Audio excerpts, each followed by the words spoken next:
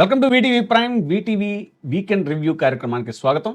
నెల్లూరెట్లా కదులుతున్నదంటే అరే సయ్యా ఈ పాట సార్ మీరే రాశారు, చాలా పాపులర్ అయింది సార్ జగన్మోహన్ రెడ్డి గారి నెల్లూరు పర్యటన సందర్భంగా. అయితే మన వీక్షకుల్లో చాలా మంది ఈ పాట విజువల్స్ మీద పూర్తిగా ప్లే చేస్తే బాగుండు అనే అభిప్రాయాన్ని వ్యక్తం చేశారు. వాస్తవానికి ఈ పాటని సారు రాసిన తర్వాత రికార్డింగ్ అయిన తర్వాత పర్యటనకు ముందు రోజు ఈవినింగే అప్లోడ్ చేయడం జరిగింది సార్. మనం ఫుల్ సాంగ్ జగన్మోహన్ రెడ్డి గారి విజువల్స్ మీద అప్లోడ్ చేయడం జరిగింది. వీక్షకులందరూ కూడా పూర్తి సాంగ్ని మన యూట్యూబ్ ఛానల్లో నెల్లూరెట్లా కదులుతున్నదంటే ఇదే టైటిల్ మీద ఉంది, అది వీక్షించవచ్చు. ఇక మన రివ్యూలోకి వెళ్తే సార్ ఒక 2-3 అంశాలు, ముఖ్యంగా జగన్మోహన్ రెడ్డి గారి పర్యటనల్ని ఎలాగైనా సరే అడ్డుకుని తీరాలి అని సర్వశక్తులు ఒడ్డుతున్నటువంటి కూటమి అయితే ఫెయిల్ అవుతున్నారు ప్రతిసారి. ఈ అంశాలు వీటి మీద మాట్లాడే ముందు 1-2 జాతీయ అంశాలను క్లుప్తంగా చాలా బ్రీఫ్గా మనం ప్రస్తావిస్తే సార్, ముఖ్యంగా పార్లమెంటును కుదిపేస్తున్నటువంటి ఆపరేషన్ సింధూర్, ఉభయ పక్షాలు కూడా పరస్పరం విమర్శించుకుంటున్నాయి, ఎందుకు చేశారు ఏంటి అనేటువంటిది. సో దీని మీద ఈ అంశాన్ని ముఖ్యంగా ముందు ఎలా చూడాలి అనేటువంటిది దీని మీద. జగన్మోహన్ రెడ్డి గారి పర్యటన ఇష్యూకి వెళ్ళే ముందు ఇది బ్రీఫ్గా చెప్పినట్టు చూసుకుంటే ఏంటంటే, వాస్తవానికి ఈ దేశంలో ఎప్పుడైనా సరే మనకు ఉన్నటువంటి గొప్పతనం ఏంటంటే, రాజకీయాలు ఎన్ని రకాలుగా ఉన్నా కూడా భారతదేశం యొక్క అస్తిత్వం అనేటువంటి ప్రశ్న వచ్చినప్పుడు ఖచ్చితంగా అన్ని పార్టీలు కూడా ఏకమవుతాయి. అదేవిధంగా ఆపరేషన్ సింధూర్కి సంబంధించి కూడా యావత్ పార్టీలన్నీ కూడా ప్రభుత్వానికి బాసటగా నిలిచాయి. ఆ రోజున రాహుల్ గాంధీ కానీ మిగతా అందరూ కూడా అదే రకమైన ప్రకటన చేశారు. కాకపోతే ఏంటంటే, యుద్ధం జరిగినటువంటి విధానంలో అంటే ఆకస్మికంగా యుద్ధాన్ని విరమిస్తున్నటువంటి ప్రకటన నిజానికి అదేంటంటే, ఒక రకంగా చెప్పాలంటే మోడీ గారి ఇమేజ్కిను ఎన్డీఏ దీనికే ఎక్కువ ఎఫెక్ట్ అయిందని చెప్పాలి. కాదన్నట్లయితే ఆయన ఇమేజ్ ఎక్కడికో వెళ్ళిపోయి ఉండేది.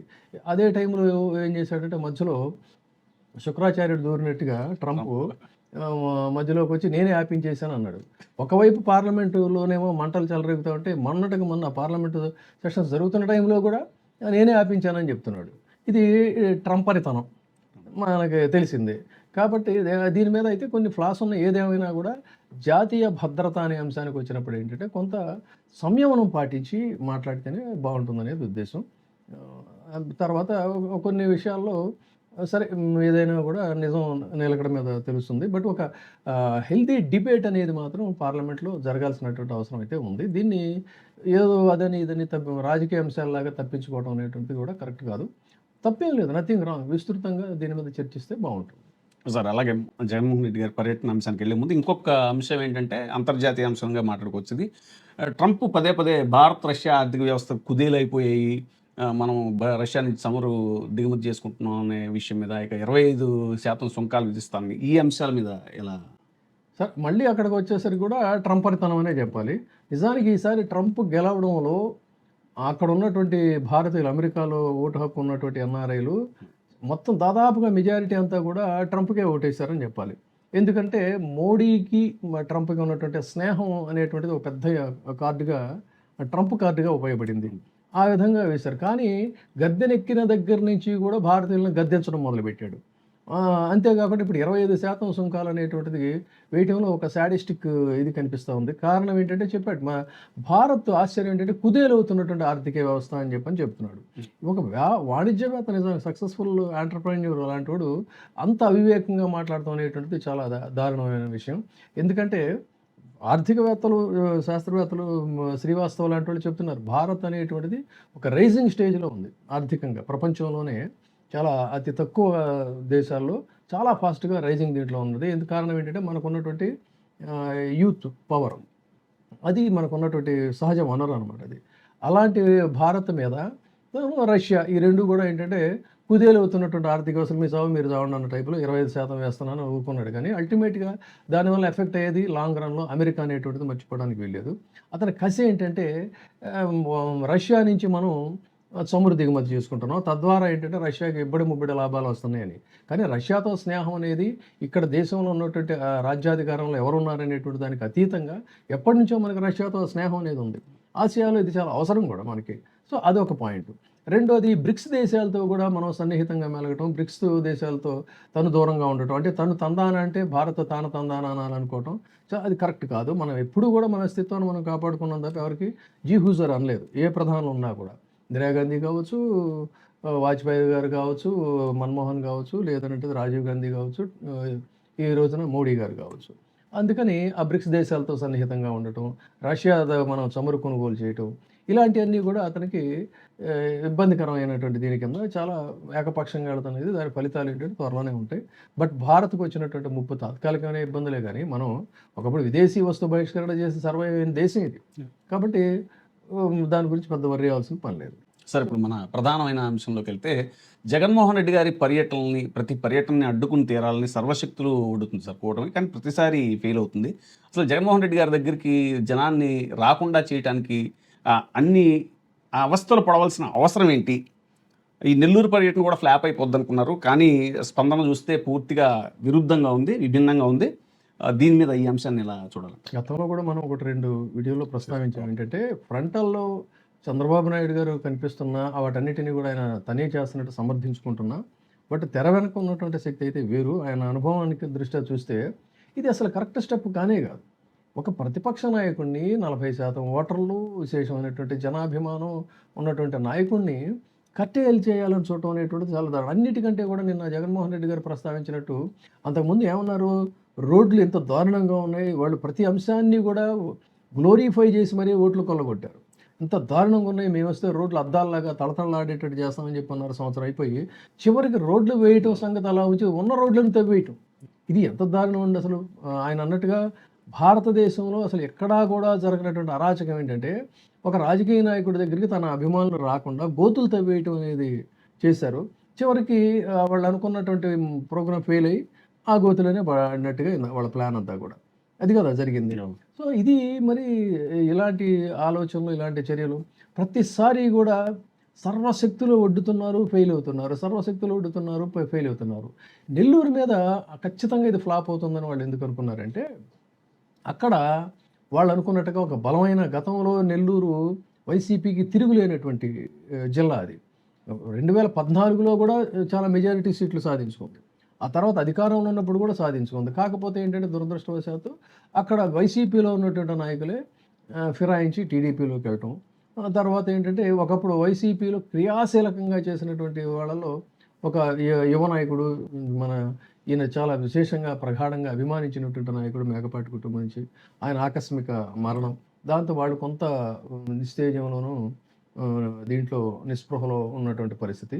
ఈ స్థితిలో అక్కడ బలమైన నాయకత్వం లేదు కాబట్టి ఖచ్చితంగా ఇక్కడ మనం దెబ్బ కొట్టచ్చు అనుకున్నారు. కానీ అక్కడే వాళ్ళ అంచనాలు ఫెయిల్ అయినాయి. నిజానికి నాయకత్వం అనేటువంటిది ఎప్పుడు కూడా లైవ్లో ఉన్నప్పుడు కొంగొత్త నాయకులు పుట్టుకుంటూ వస్తుంటారు. అదే గొప్పతనం. కాకాణి గోవర్ధన్ రెడ్డి అని ఆయన్ని జైల్లో పెట్టారు. జైల్లో పెడితే అనూహ్యంగా ఆయన కుమార్తె పూజిత తెర మీదకి వచ్చి ఎంత యాక్టివ్గా తండ్రి లేని లోటుని, ఆ స్పేస్ని తను ఫిల్అప్ చేస్తున్నంత క్రియాశీలకంగా వ్యవహరించి ఆ శ్రేణులను నిరాశపరచకుండా ఉంది. అలాగే ఒక ఎడ్యుకేషనిస్ట్గా చాలా డిగ్నిఫైడ్గా ఉంటాడు, ఆయన వ్యవహరిస్తాడు. పర్వతరెడ్డి చంద్రశేఖర్ రెడ్డి ఆయన అనూహ్యంగా ఒక మంచి మాస్ లీడర్గా ఎదుగుతున్న పరిస్థితి. నిజానికి నిన్న నిర్వహించినటువంటి కార్యక్రమంలో చాలా క్రియాశీలకంగా వ్యవహరించి ఎక్కడ సమయం కోల్పోకుండా ఎప్పటికప్పుడు వాళ్ళు ఇస్తున్నటువంటి నోటీసులను వాటిని రిసీవ్ చేసుకోవడం, దానికి కౌంటర్ ప్లాన్ చేయడం, ఇచ్చినటువంటి రిప్లై కూడా బిఫ్టింగ్ రిప్లై కూడా చాలా హోందాగా డిగ్నిఫైడ్గా ఇస్తా తను ఒక సక్సెస్ఫుల్ ఒక ప్లాన్ అనేటువంటిది.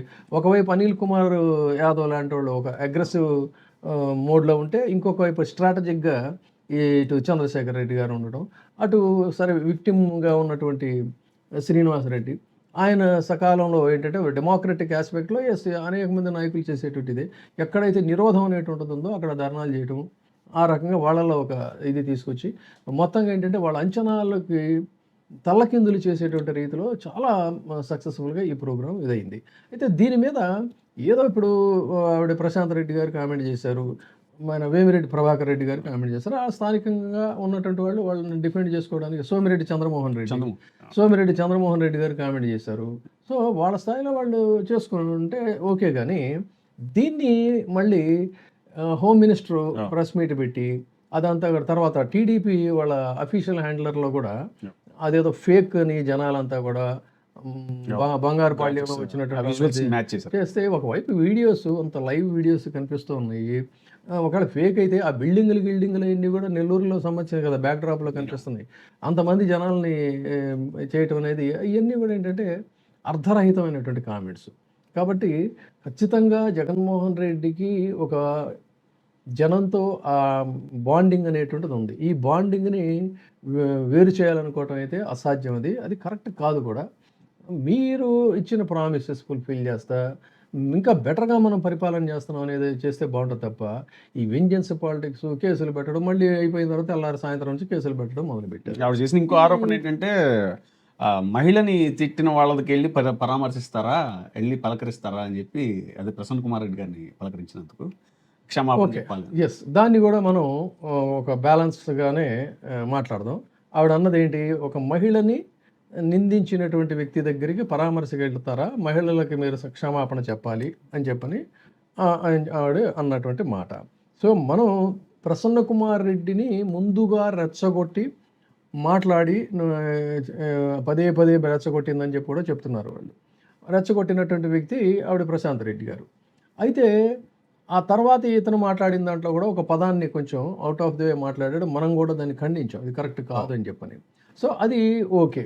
అయితే అంతకంటే కూడా మరీ పాశవికంగా ఒక 83 సంవత్సరాలు పైబడినటువంటి మహిళ, ఒక మంత్రికి తల్లిగా, ఇంకొక మంత్రికి భార్యగా ఉన్నటువంటి వ్యక్తి, ఆమె ఇంట్లో ఉన్నప్పుడు ఆమె ఇంటి మీద దాడి చేసి ఆమెను భయభ్రాంతులకు గురి చేయటం అనేటువంటిది ఎక్కువ నేరం కింద చూడాలా? ప్రస్తుతం రాజకీయాల్లో కువిమర్శలు అనేటువంటి సర్వసాధారణం అయిపోయినటువంటి రీతిలో పరస్పరం నిందించుకున్నటువంటి నిందారోపణలు ఎక్కువ నేరంగా కనిపిస్తుందా? లేదు అనంటే ఒక గౌరవప్రదమైనటువంటి వృద్ధ మహిళ ఇంటి మీదకి దాడి చేసి ఆవిడని భయభ్రాంతులకు గురి చేయటం అనేటువంటిది పెద్ద నేరంగా కనిపిస్తుందా? ఇది మరి సంస్కారవంతులు డిసైడ్ చేయాలి. దాన్ని మనమేం బలపరచటం లేదు, ఇదేవటం లేదు. కాదే ఇది అంతకంటే పెద్ద నేరం. కాబట్టి ఎవరు క్షమాపణ చెప్పాలి ఇక్కడ? ప్రభుత్వం క్షమాపణ చెప్పాలి. ఎందుకంటే అంత ఇన్సిడెంట్ జరిగినా కూడా కేసు అనేది కూడా పెట్టాల. కేసు పెట్టకపోవటం ఏంటి మరి అది? తర్వాత మళ్ళీ ఇక్కడ మరి చూసినట్టయితే జగన్మోహన్ రెడ్డి గారు వెళ్ళిపోయిన వెంటనే మళ్ళీ ప్రసన్న కుమార్ రెడ్డి మీద, వాళ్ళ మీద, వీళ్ళ మీద, అందరి మీద కూడా కేసులు పెట్టారు. సో, ఇది ఇక్కడ తర్వాత ఇంకొకటి ఏంటంటే మహిళలకు క్షమాపణ చెప్పాలనేటువంటి ఒక డిమాండు, అసలు ఈ మహిళల్ని నిందించటం, చాలా నీచాతి నీచంగా మాట్లాడటం, ఈ సంస్కృతి, ఈ కల్చరు ఎవరు అలవాటు చేశారండి? ఎక్కడి నుంచి అలవాటు అయింది ఇది? ఫస్ట్ మీ రాజకీయ స్వప్రయోజనాల కోసం ఒకళ్ళని బూచిగా చూపించి అప్పటిదాకా గౌరవప్రదంగా ఆహా ఓహో అని చెప్పానన్న తర్వాత ఒక్కసారిగా ఆవిడని చెడ్డదానిగా బూచిగా చూపించి చాలా నోటికొచ్చినట్టుగా వ్యక్తిత్వ హననానికి పాల్పడి ఇంకా పాల్పడుతున్నటువంటి సంస్కృతి ముందు మొదలుపెట్టింది టీడీపీ. ఎవరు ఆ వ్యక్తి అంటే చెప్పనక్కర్లేదు, నందమూరి లక్ష్మీపార్వతి. లక్ష్మీపార్వతి గారితో ఆవిడని నిందించటం, అవాకులు చెవాకులు పేలటం ప్రారంభమైన ఈ కల్చరు మిగతా వాళ్ళు కూడా అందిపుచ్చుకున్నారు. అందిపుచ్చుకున్న తర్వాత ఆ యథేచ్ఛగా సాగిపోతూ ఉంది. సాగిపోతున్న తర్వాత రోజా గారి వంతు వచ్చింది. ఆవిడ్ని కూడా ఇప్పటికీ అదే రకమైనటువంటి పరిస్థితి. ఇది చాలదన్నట్టుగా ఎడ్యుకేషనిస్ట్ మనం చెప్పే విడుదల రజని, ఆ విడుదల రజనీ గారిని ఆమెని ఆ విధంగానే అంటారు. ఉప్పల హారిక బీసీ మహిళ యంగ్స్టరు ఇప్పుడే రాజకీయాల్లోకి రాణిస్తుంది. అలాంటి వ్యక్తి ఉప్పల హారికని నడి రోడ్డు మీద నిలబెట్టి చేసినటువంటి నిందించడం, దాడికి యత్నించడం లాంటి పరిస్థితి. మొన్న చూసామండి, ఒక జడ్పీ చైర్మన్, మాజీ జడ్పీ మున్సిపల్ చైర్మన్, అతను జైల్లో నుంచి 13 కేసులు పెట్టారంట. అతను పదవి పీకేయటమే కాకుండా 13 కేసులు గుంటూరు జిల్లాలో 13 కేసులు పెడితే అతను జైల్లో నుంచి అవన్నీ కూడా చేసుకుని బయటకు వస్తే చంటి పిల్ల, అతను వెళ్ళేసరికి ఏమో పసిగుడ్డంట, తర్వాత నెలల పిల్ల.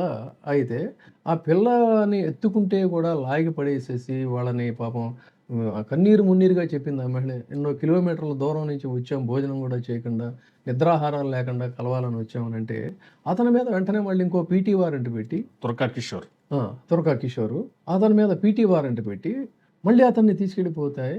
ఆ మహిళలు, ఆమె తల్లి, అత్త, భార్య వాళ్ళంతా నడి రోడ్డు మీద విలపిస్తూ ఉంటే ఎంత హృదయ విదారకమైనటువంటి సన్నివేశం.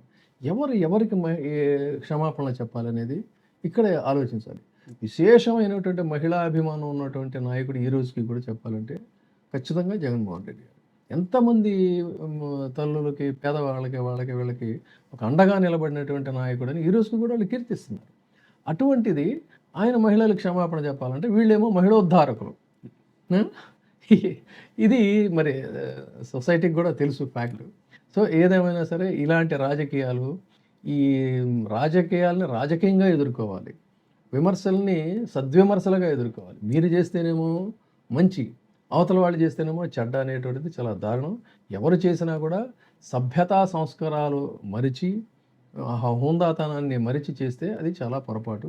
తర్వాత వాస్తవాలను వాస్తవంగా అంగీకరించేటువంటి ఒక దృక్పథం కూడా చాలా అవసరం. కాదన్నట్టయితే ఆల్ ఈజ్ వెల్ అనుకుంటే it is your choice, that's all.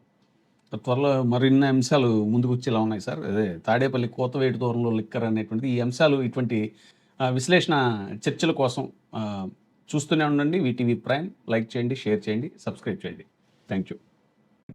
ఇప్పుడే సబ్స్క్రైబ్ చేయండి, లైక్ చేయండి, షేర్ చేయండి. వీటీవీ ప్రైమ్, నీ ఉత్తమాభిరుచుల సమ్మేళనం.